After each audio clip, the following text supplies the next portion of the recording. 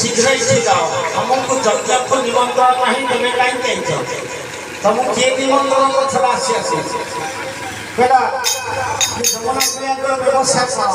कहला सुंदर देखिए कि हुको करती सुंदर देखिए कि हुको करती सुंदर देखिए कि हुको करती सुंदर देखिए कि हुको करती जमुना प्रियंकर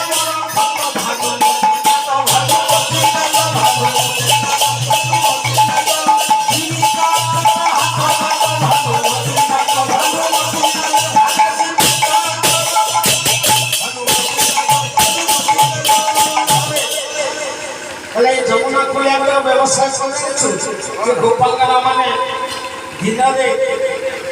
मनुष्य मानस को बेंधा करी रखते राति हेले से मानस को निज रूप दे छात मारी ताकठार प्रेम आगे ये गोपालगला मान तो प्रकृति होचे आपको शीघ्र विदा कर बाहर आले 10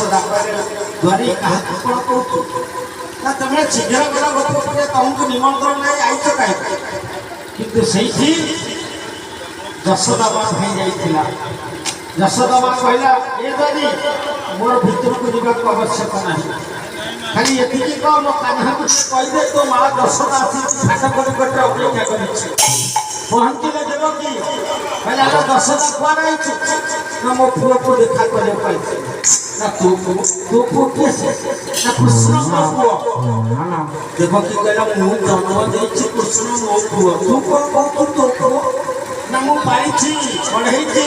एई स्थान रे खीर देछि कृष्ण मो पुओ दी मांगर कली हला नारद कहले ठीक